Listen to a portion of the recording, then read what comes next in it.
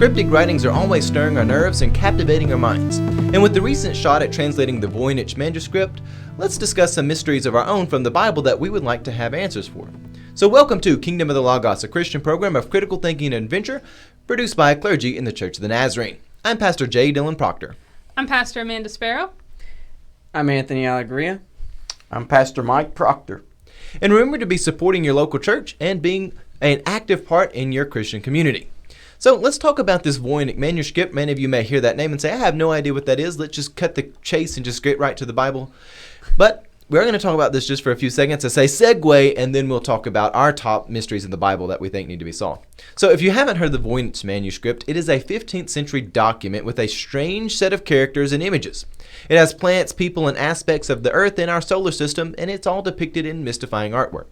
It received its name Voynich in the early 1900s due to being held in the hands of a Polish man named Voynich, and it's really no more complicated than that, the name of its name, but that's not its true name. Nobody really has any idea where this came from until recently there's an actual plausible translation of the book. After a long time of obscurity and a lot of really misinterpretations, people trying to figure out what language it's in, it actually appears that someone has now got a pretty decent take on the document. A British man named Dr. Gerard Cheshire asserts that the document is a proto-romantic language text. And by that he means it's a language that was before things like Spanish, Portuguese, French, Italian, all the Romantic languages we have, an early form of that was only used by commoners. So it wasn't an official language. I know a lot of times people hear Latin. Latin was at one point in time considered a bit vulgar for different reasons, but even a more basic common language and something like that, just an everyday language that people would use, not anything that would ever be used in official documents or anything like that.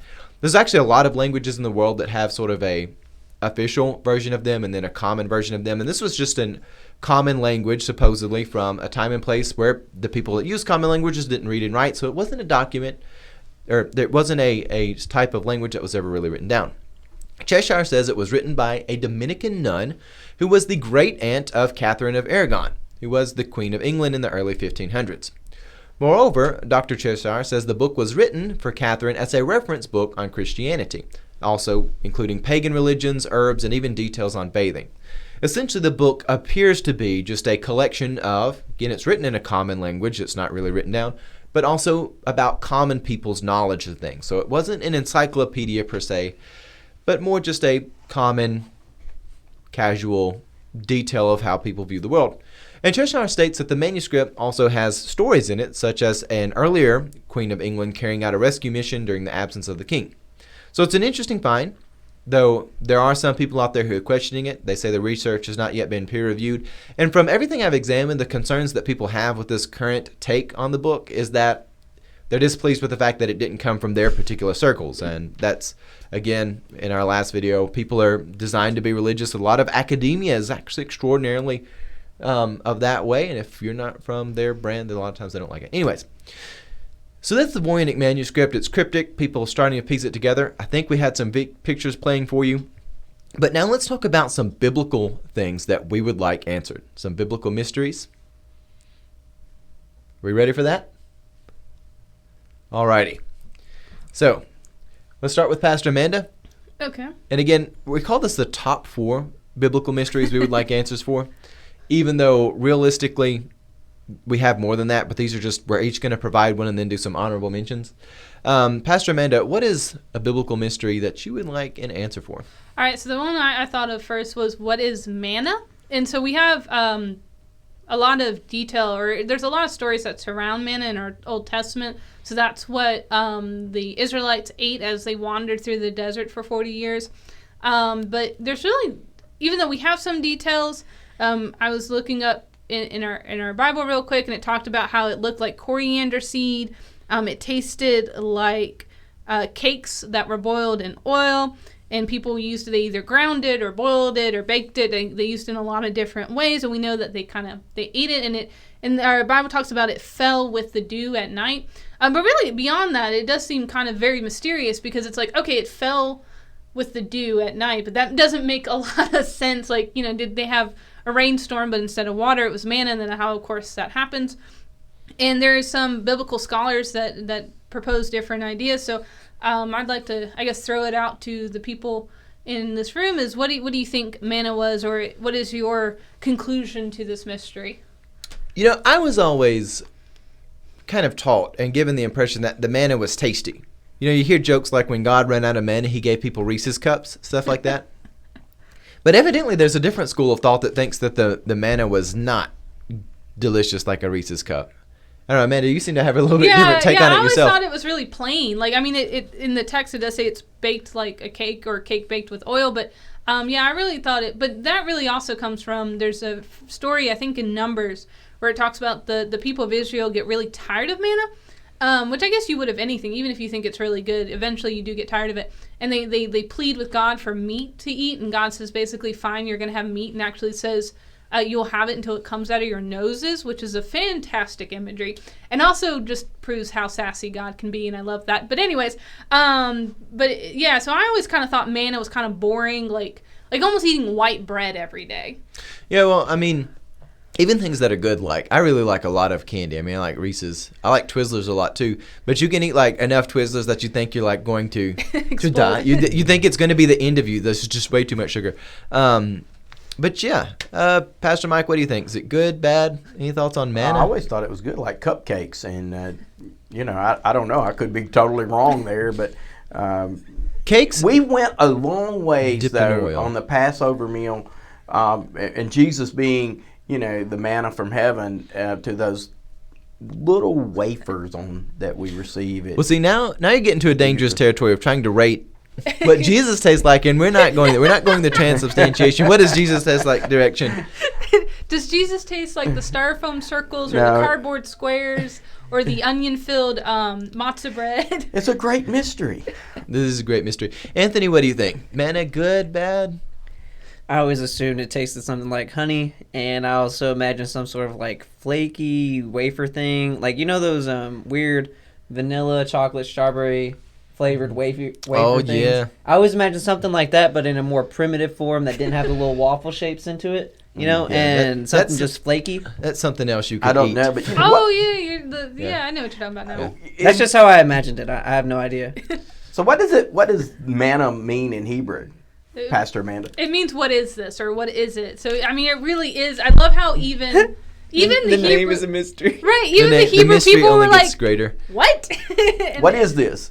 It is crazy, but that's what makes it a fun mystery. Yeah. Manna, what are those? What are those? All right, well, Pastor Mike, what is your mystery that's from the Bible that you would just really like to have an answer for? Okay, well, for me, I think it goes back to right before Pentecost. Everybody's in the upper room. They're fasting, they're praying, and they're waiting for the Holy Spirit to come, and they decide, hey, we've got to replace Judas Iscariot, and they are, casting lots, and it falls on Matthias. And so whatever happens to Matthias, it's like that's the last time we hear of Matthias. Did they cast lots wrongly, or was the Apostle Paul the true replacement? Yeah. Yeah, it is one of those things. But you were talking about the upper room. You get other things that are interesting too, like somebody falling out the window and breaking their neck. Wow. There are many questions within this whole time frame in the book of Acts, early church, where stuff happens and you just like, what? Yeah. When you get the story of the couple who comes and they sell their property, and then they don't really give everything. They're holding stuff back. They're being a little bit put offish. I always feel like that's another story where I want to know what in the world is everyone thinking around that. Like, I'd like to see how full the altar was after that. Yeah, for real. Like, what was everybody thinking? Like, suddenly everything changes at that point. Like, oh my goodness, what's going on? Anthony, top mystery that you would like? Job.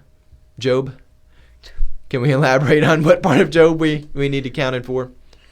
All of Job. Well, Job is an interesting book. It's definitely the oldest written thing, even though I hear some really compelling cases that it's even translated into Hebrew before Hebrew really exists. Job is old. It's painfully old, but the walking to and fro on the earth with like the accuser.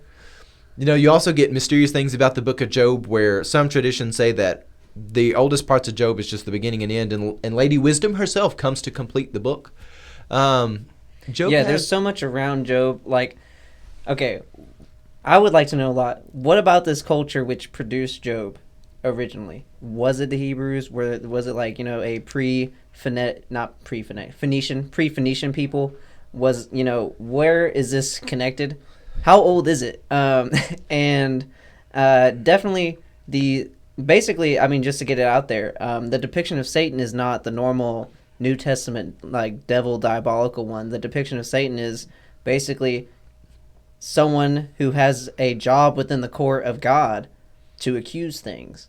And so he's kind of performing his function, even if he's going outside the bounds of his jurisdiction, per se, in the book of Job. Yeah. So there's a lot of really interesting theological things and historical things about Job that nobody has any answers for. I think there's a great mystery that Job addresses, and that is, why does bad things happen to good people? And so I think the actual theme of Job carries some type of mystery element to it, trying to address that in some way or another. And it fits within a vein of Scripture, like a intellectual vein, which is moving towards the questions of wisdom and how we actually relate wisdom to life. And one of the things that we find is that, evil, this sort of thing, it hates reason and rationality. And with the accuser, he kind of comes, and he's very much like the crafty creature, the serpent in the garden. He just kind of loves death. He wants Job to curse God and die. He says, if you do this, I don't know, I can rant about Job forever. Amanda, any thoughts on Job and its mysteries? Well, I think, because its ancientness is really fun.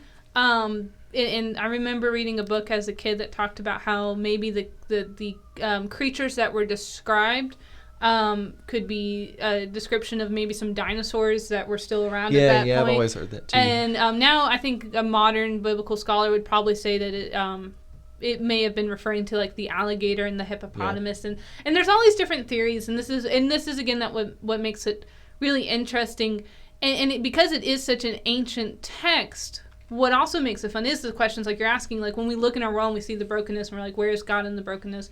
Where is wisdom in this brokenness? How do we move from it? And that's such an ancient question, and I don't know, in the midst of the mystery, it gives such comfort to say, this is something we've been struggling with for a long time, but and I think it would be cool to know some of those answers, but maybe the wisdom is in the we mystery. should, if we're needing answers for biblical stories, maybe we can come to Job and do it like Seder meal style. Like, it would have been enough if we just had a date for when Job happened, like a rough 1,000 year. Like, I'm not even being specific. Like 2,000 years before Christ, 12,000 years. Like, just something. A general millennium. Get it within Give it within a millennia. Now I'll work with that. It would have been enough. If we would have known this whole walking to and fro the earth, it would have been enough. If we would have known why his friends are such jerks, it would have been enough. Anyways, that's totally well, true. and the patience of Job just listening to the friends, Yeah, Woo, would have been criticize enough. him with friends like that. Who needs enemies? and the friends are not much more than the devil in that case. No, And they're Satan, they're very much the accuser. Yeah, they well, it is. Who needs Satan when you have friends? All right, well, when it comes to the question I would like to have answered is, when you go to the Gospel of John, the disciple whom Jesus loved, this unnamed disciple. Now, there's a lot of theories on this. One of the ones that I kind of like is that it's more of a literary device where you can kind of insert yourself there. But there's also wild, crazy conspiracy theories out there too, that it's John who was married to Mary Magdalene. There's a crazy conspiracy theory that in the beginning of the Gospel of John chapter 2, the first scene where you see Jesus perform a miracle, there are people who hypothesize that Mary Magdalene's not actually you hear these crazy stuff where she's with Jesus, which, I mean, no evidence. I don't ascribe to that at all. But another one out there is that Mary Magdalene and John, the Apostle John, the wedding at Cana, is actually those two. Yeah, I've heard that one. Which is really fascinating to think about. Dylan, you just Da Vinci coded us. I just did like 12 Da Vinci codes, but I un-Da Vinci coded The Kingdom because of the Logos code. The Kingdom of the Logos code is actually Mary Magdalene and John the Evangelist, John the Apostle. Because John the Evangelist may be a different person. Or John the Revelator. John the Revelator. They may all be the same. They may all be different. And maybe the beloved disciple. They may be the beloved disciple, may not be. It Great is funny. mystery There's so there. many arguments for whether or not like the epistles and Revelation and the Gospel of John were all written by the same person. There's really good arguments to be made that they were, And there's really good arguments to be made that they weren't. Yeah. Like, the writing styles are different, and yet they're all very similar. You know, so it's like, what are we looking at And here? my you know? rebuttal to that is like, has anyone seen any of the things that like I've written? Like even me writing this podcast looks different than what I wrote like 10 years ago. If you've seen like a college student's work, That's true, Lord, and yeah. the It's all over the epistles, place. the epistles versus the gospel versus Revelation would have been written at totally different times of They would John's have. life, Anyways, assuming it was the same John. well, those are our four: Manna, what it tastes like, what happened to Matthias, the unnamed disciple, and Anthony's Job. Now, we do have some honorable mentions, some other Yes. things we're not going to spend so much time on, but other mysteries that we would really like answered. Because there's always stuff going on. Amanda, what would be your honorable mention on a mystery? So mine was why. So Esther, which is a book in our Old Testament, it's a fantastic story, but it never actually mentions God by name, or really just God, the generic word for God, or even the personal name for God, Yahweh. It's not in Esther at all, and it is such a popular story. I mean, it got into our canon predominantly because of the holiday that sprung from the story, Purim, and people loved the celebration so much that it really motivated those who finally gathered and officially made a list of the Old Testament canon, really the Jewish canon, and so it obviously is very loved. So, but why was this thing so loved? Why was the story told and retold, and yet never mentions the name of God? Mr. Mike, what would be your honorable mention? Probably the author of Hebrews. The author of, oh yeah, that's a good one. I mean, I have. It's obviously not the Apostle Paul, even though it comes into our canon on Paul's coattails, so to speak, because everything has to go back to an apostle. But I will get the pitchforks coming. I believe Priscilla is the author of Hebrews, Priscilla and Aquila, but I'll leave that alone. I like how that's going to get more pitchforks Oh, I know. than John being married to Mary But Magdalene. it's a mystery. No one knows. No one knows, yes. But it may. The things that, the pitchforks are interesting. And again, send your pitchforks monetarily. I'm just kidding. I will say, y'all are talking about all kinds of crazy stuff today. Yeah, we are John the crazy. Evangelist Well, all it's a- being the same person. Yeah. John the Evangelist being married to Mary Magdalene. And now Yeah. we have this. Yeah, now Priscilla we and have this. Aquila writing part of the Bible. Not Aquila, All right. just Priscilla. Just Priscilla. Yeah.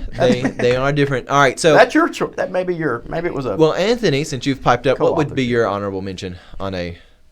Okay, so in Genesis chapter 5, there is the genealogy coming after Adam and after Seth, so through the Seth line of Adam. And in chapter 5, verse 24, it says this concerning Enoch, one of Seth's descendants. Enoch walked with God, then he was no more, because God took him. And that's all it says, and it moves on. There's nothing more within the context. There's nothing more we can tell you about any of this. And so some people speculate that he is one of possibly two, and since he's possibly one of them, it might only be one. But Elijah was recorded to be taken up into heaven alive, and no one else has officially, except for maybe this Enoch. And so did Enoch die? Where did God take him? Like, where on earth did God take him is a literal question here. You know, like, Yeah. I have no idea. He might have also been taken to heaven, which is another theory. So I think that is an interesting mystery. If you have Into Heaven Alive, it's like a sci-fi film. It sounds like it would be scary, actually. which is bizarre. Twilight Zone-y, Yeah, it does, and it shouldn't be scary, but something about that is strange. I also like the language of "and he was no more," which is just like fascinating, kind of almost. You had mentioned earlier, it sounds like a mobster boss would be the one that would say, Like- "And he is no more." Yeah, who gave the account for this? Was it like the Cain Mafia, like one of those descendants? Like what? Who was it who gave this account? Was that just the explanation? Like, oh yeah, Enoch. He was Tubal Cain, he's the one who makes, blacksmith tools and other things. He makes iron and bronze tools. Yeah. Tony Cain, he's the one who kind of, He was no more. He was out walking with the Lord. He was no more. That's it. Lord yeah, help that's us. oh Lord my. forgive This is us this. and help We are us. getting the pitchforks. People are gonna think we're not serious. I'm people. almost ready to pick up the pitchfork.